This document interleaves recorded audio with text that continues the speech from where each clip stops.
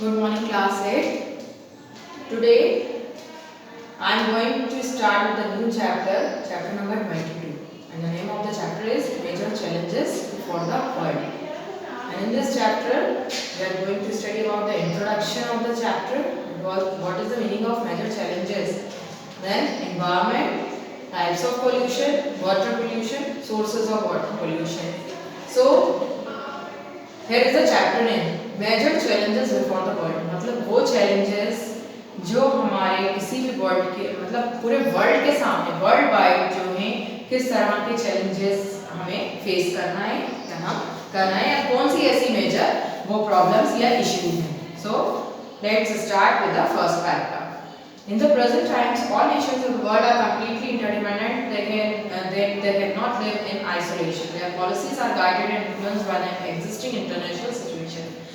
अभी की क्या बात कर रहे हैं हम कि इंडिया हो या कोई भी नेशन हो, आपस में एक दूसरे से जो है वो कनेक्टेड हैं और डिपेंड भी हैं। अगर कोई नेशन आइसोलेशन मोड पर रहता है, अकेले रहना चाहता है, अकेले वर्किंग प्रोसेस उनकी रहती है, तो वो कभी भी सक्सेसफुल पाथ पर नहीं जा पाएगा। हर जैसे ह्यूमन बींग्स को एक दूसरे की ज़रूरत पड़ती है, हम सोसाइटी में रहते हैं, we live in a society, man is a social animal. हमारा कोई भी काम अकेले नहीं हो सकता जब तक हम किसी पे डिपेंड नहीं होंगे। एक नॉर्मल एक नेचुरल तरीका यही है एक लाइफ स्पेंड करने का। सो कंट्रीज का भी यही है कि एक दूसरे पर डिपेंड है, इसीलिए वो स्मूथली और एफिशिएंटली रन कर पा रहे हैं। अगर वो आइसोलेशन मोड पर रहेंगी, अकेले रहेंगी, तो कभी भी सक्सेसफुल नहीं रहेंगी, नहीं बन पाएंगी सक्सेसफुल और ना ही कोई चैलेंज या प्रॉब्लम जो है वो फेस कर पाएंगी। So they share many problems of the world, these problems are global in nature. अब कई तरह की प्रॉब्लम जो है वो एक दूसरे के साथ शेयर करी जाती हैं और जिनका नेचर जो क्या है वो ग्लोबल है। Global means world wide. If any nation makes isolated efforts to solve these problems, it would not be successful. अगर कोई नेशन किसी भी अपनी प्रॉब्लम को सॉल्व करने की अकेले कोशिश करेगा तो कभी भी वो प्रॉब्लम सॉर्ट आउट नहीं हो पाएगी। Joint efforts by all nations are required to tackle these problems. इसीलिए joint efforts, एक group effort जो है वो बहुत ज़्यादा नीडेड है, रिक्वायर्ड है, ज़रूरत है इनकी, जब भी कोई प्रॉब्लम जो है वो हम टैकल कर सकते हैं या सॉर्ट आउट या सॉल्व कर सकते हैं। So this is the introduction. Now next is environment or पर्यावरण. We all know the meaning of the environment. The word पर्यावरण is made up of two words, pari plus avaran. Pari stands for all the sides and avaran means surroundings. A cover surrounds us from all sides is called पर्यावरण. पर्यावरण और environment का meaning जो है वो हमें पता है कि क्या होता है। जो surroundings हमारे चारों तरफ हैं वही है, क्या बोलते हैं हम उनको, पर्यावरण और environment. Environment is a mixture of several factors. अब environment जो है वो several factors का जो mixture है वो है any external force, substance or state that surrounds any creature and affects in life in any form is called a factor. अब कोई भी external force और substance और state जो सराउंड करता है किसी भी क्रिएचर को और लाइफ जो है उससे अफेक्ट होती है, that is known as factor. The various factors of environment can be divided mainly into two parts. अब factors जो हैं वो two parts में divide करे गए हैं, two categories में रखे गए हैं. First is organic and second is non-organic. Organic में हम क्या चीजें लेंगे? Tree, plants, creatures, animals, insects, etc. And non-organic means water, mineral, soil, air, solar energy. Both factors of environment are different from each other but are interlinked. अब ये जो factors हैं organic और non-organic, तो एक में life है एक में life नहीं है, so दोनों आपस में हैं अलग लेकिन interdependent हैं, interrelated हैं एक दूसरे से। In the natural conditions, the life of a creature is not affected by a single factor but all the environmental factors together affect it. These factors affecting the creature also leave an impact on each other, thus a balance is met on the earth. अब कभी भी कोई एक factor जब disturb करेगा तो उससे कोई भी एक चीज़ डिस्टर्ब नहीं होगी या कोई भी एक मैटर डिस्टर्ब नहीं होगा, उससे कोई एक लाइफ डिस्टर्ब नहीं होगी। अगर कहीं पर भी एक माइन्यूट से भी डिस्टर्बेंस क्रिएट या हैपन होता है तो हमारा पूरा का पूरा एनवायरनमेंट जो है वो अपसेट और डिस्टर्ब जो है या अनबैलेंस होना स्टार्ट हो जाता है। Thus, a balance is made on the earth, but various natural and man-made reasons are imbalanced in the environment and it pollutes our environment और पर्यावरण। अब main reason क्या है environment disturb होने का? human beings activities और natural, कभी-कभी कुछ natural activities भी होती हैं, कभी बहुत ज़्यादा mostly human activities के के ऐसे काम होते हैं, ऐसे ह्यूमन बींग्स की ऐसी एक्टिविटीज होती हैं जिसकी वजह से एनवायरनमेंट जो है वो अनबैलेंस होना स्टार्ट हो जाता है। Such undesirable changes occurring in the physical, chemical and organic properties of air, water and soil which along with human beings damage the entire natural structure is called pollution. अब finally pollution की definition हमने यहाँ पे पढ़ ली है, कोई भी unwanted और undesirable change जब physical, chemical और organic properties में air, water और soil की आता है और साथ में human beings में भी, और पूरी तरह से जब हमारा स्ट्रक्चर या फॉर्म जो है एनवायरनमेंट का वो डिस्टर्ब होता है, that is known as pollution. किसी भी तरह की इम्प्योरिटी जब प्रेजेंट रहेगी हमारे एनवायरनमेंट में तो एनवायरनमेंट जो है वो नेचुरल तरीके से डिस्टर्ब होना स्टार्ट होगा, जिससे हमारा हर एक factor organic non organic life जो है वो और ह्यूमन बींग्स भी जो है वो डिस्टर्ब होना स्टार्ट हो जाएंगे। Now next is types of pollution. We all know that there are some types of pollution, and the first is water pollution. Water is life-giving. The natural has provided immense source of water in the form of surface and underground water, but human beings by their constant activities are polluting the water. The water pollution is that state in which the physical, chemical and organic properties of water show negative changes, and this water leaves harmful impact on human beings, creatures and vegetation. अब natural gift जो है हमारा water है, जो most important है हमारे लिए या किसी भी लाइफ के लिए, लेकिन कंटिन्यूस जो अनवांटेड एक्टिविटीज हैं ह्यूमन बींग्स की, वो जो है वो कंटिन्यू वाटर को जो है पॉल्यूट कर रही हैं। हर दिन हर एक सेकंड पानी में जो है वाटर में जो है वो पॉल्यूशन मिक्स अप हो रहा है, जिसका इफेक्ट जो है ह्यूमन बींग्स, क्रिएचर्स और वेजिटेशन पर पूरी तरह से दिख रहा है। जो हमारा नेचुरल एनवायरनमेंट डिस्टर्ब इतना अनबैलेंस है, वो यही रीजन है कि एक्टिविटीज इस तरह की परफॉर्म करी जा रही हैं कि हम बचाने की जगह उसे स्पॉइल या डिस्ट्रॉय कर रहे हैं। वाटर जो है वो अबंडेंट क्वांटिटी में हमें प्रोवाइड करा गया है, सरफेस वाटर है, अंडरग्राउंड वाटर है, रेन वाटर जो हम कंजर्व करते हैं, हर तरीके का जो है हम से वाटर को यूज कर रहे हैं, कर सकते हैं, लेकिन जो हमारी एक्टिविटीज हैं और ये जो ह्यूमन अनवांटेड एक्टिविटीज हैं वो कंटिन्यूअसली डिस्टर्ब और अनबैलेंस कर रहे हैं हमारे एनवायरनमेंट को। Now next is sources of water pollution. वो क्या रीजंस हैं, वो क्या एक्टिविटीज हैं जिसकी वजह से पानी जो है और वाटर जो है वो पोल्यूट होना स्टार्ट हो जाता है। First is natural sources. Few natural substances pollute water. These include different gases, soil, mineral, vegetation, dead animals, etc. The water is also polluted by soil erosion. अब नेचुरल सोर्सेज मींस जो कुदरती जो natural तरीके से pollute हो रहा है water, वो बताया गया है इसमें। जैसे जो डिफरेंट टाइप्स ऑफ गेसेस हैं जो मिल जाती हैं वाटर में, मिनरल, डेड एनिमल्स जो है, वेजिटेशन और जो सॉइल इरोजन है, इस तरह की एक्टिविटीज से जो है नेचुरल तरीके से हमारा पानी जो है वाटर वो डिस्टर्ब हो रहा है। Now next is human resources. At present, the main source of water pollution is human activities. Urbanization, agriculture, industrial, social and religious activities are the pollutants that pollute water. The main factors of human beings polluting water are following. अब जो human activities है हमारी, हमने urbanisation, agriculture, industrial, social and religious तरीके से के नाम पर हम इन तरह की एक्टिविटीज परफॉर्म करके हर दिन जो है वो वाटर पोल्यूट कर रहे हैं, और हमारी ही एक्टिविटीज हैं जो हमारे एनवायरनमेंट को बचा सकती हैं, और ह्यूमन बींग्स की ही एक्टिविटीज हैं जो इसे एक एंडिंग पॉइंट पर, एक खत्म होने वाली सिचुएशन पर जो है वो लेके जा सकती हैं। Now next, first is excreta. The stool and urine emanating from residential and public toilets are directed into rivers and water resources. जो पब्लिक टॉयलेट से यूरिन या स्टूल जो हैं वो मतलब इस तरह से जो एक्टिविटीज परफॉर्म होती हैं कि सारे जाके डायरेक्ट रिवर में मिलती हैं, इस तरह से वाटर जो है हाई लेवल पर जो है पोल्यूट होना स्टार्ट हो जाता है, जो हमारे लिए बिल्कुल भी बहुत ज़्यादा जो है वो डेंजरस बन जाता है।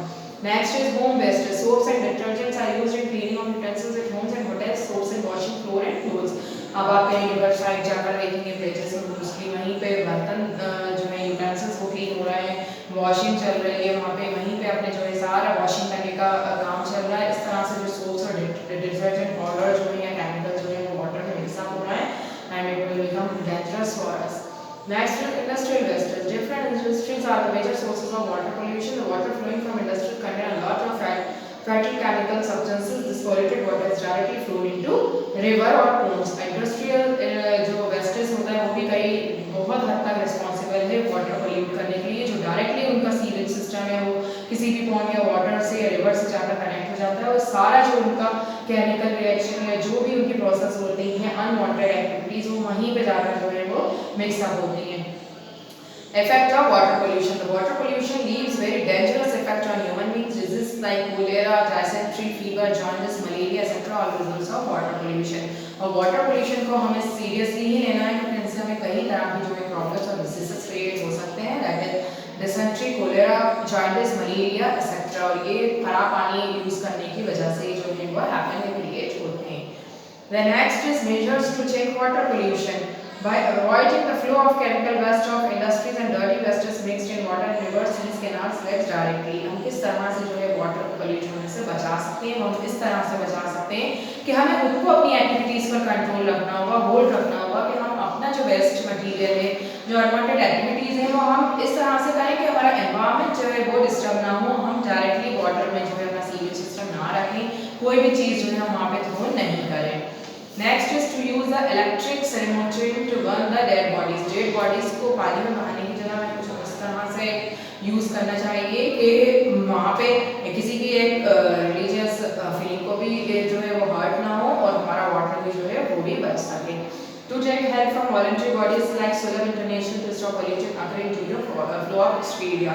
और जो Sulabh International voluntary bodies हैं जो वाटर रिलेटेड बॉडीज बनाई गई हैं कि कहीं पोल्यूशन हो तो चेक करें, उसको सॉर्ट आउट करें, तो इस तरह से जो है हम हेल्प लेकर जो पानी को बचा सकते हैं. Now next is air pollution.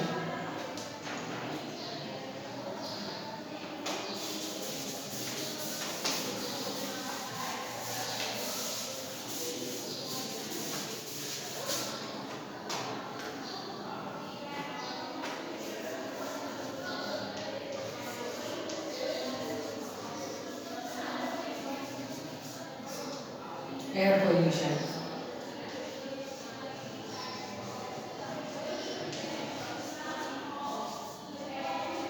Causes of air pollution. Air pollution क्या होता है और उसके causes क्या होते हैं?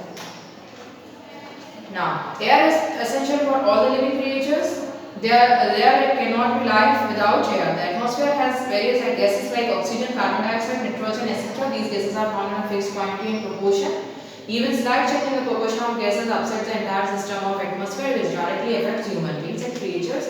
The process of air pollution by natural and human factors is called air pollution. Air जो है हमारे हर तरह की लाइफ के लिए इम्पोर्टेंट है.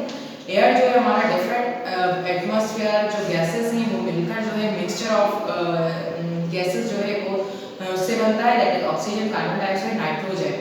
अब ये गैसेस जो हैं वो एक फिक्स क्वांटिटी और प्रोपोर्शन में अवेलेबल हैं और ज़रा सा भी एक माइन्यूट से या स्लाइट चेंज भी अगर इस प्रोपोर्शन में आता है तो जो क्रिएट होता है वो क्या होता है? एयर पोल्यूशन, और विच डायरेक्टली इफेक्ट्स अवर लाइफ, जो हमारी लाइफ को पूरी तरह से डिस्टर्ब करके रख देता है. The process of air pollution by natural and human factors.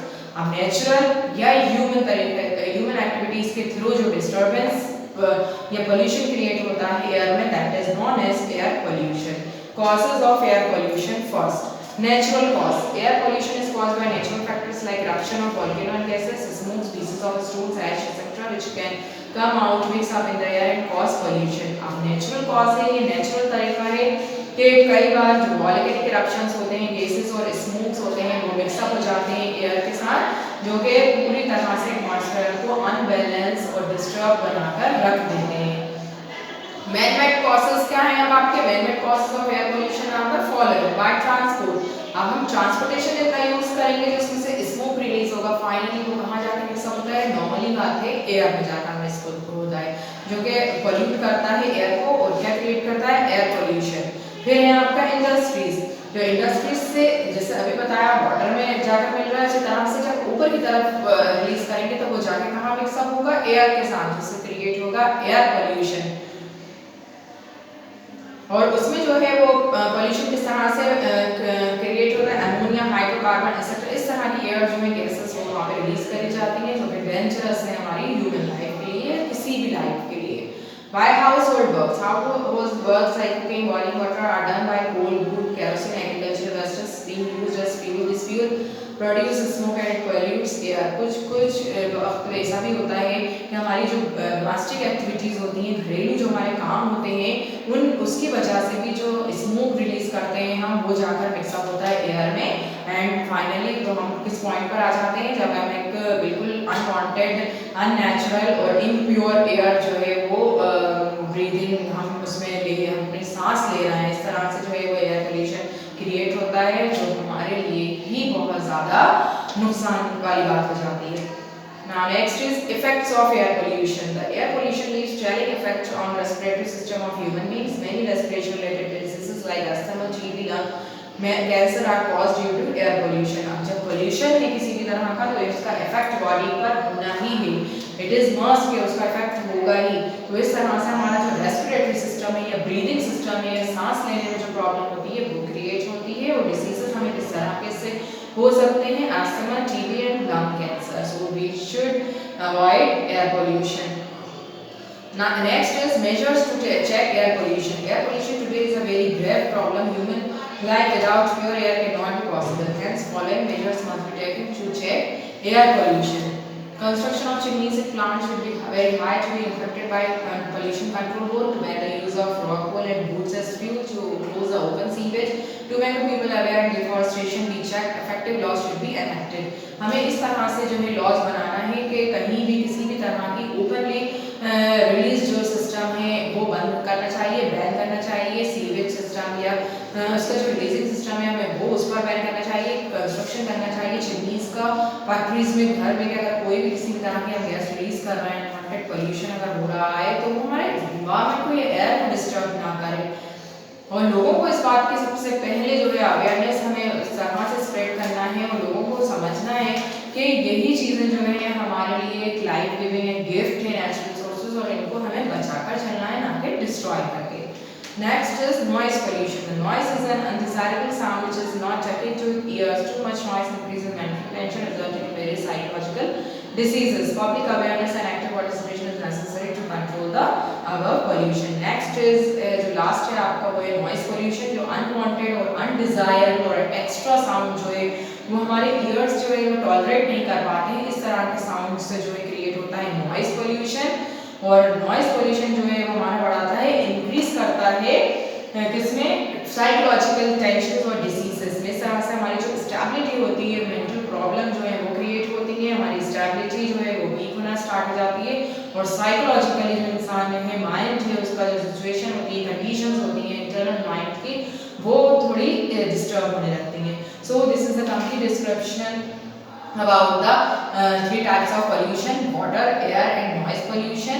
और यही challenges हैं जो हमें इनको challenges को हमें face करना है, और इन्हें खत्म करने की भी इन problems को कोशिश करना है, और किस तरह से हम इन्हें tackle कर सकते हैं। Here I am going to finish this topic. Tomorrow we will continue with the next।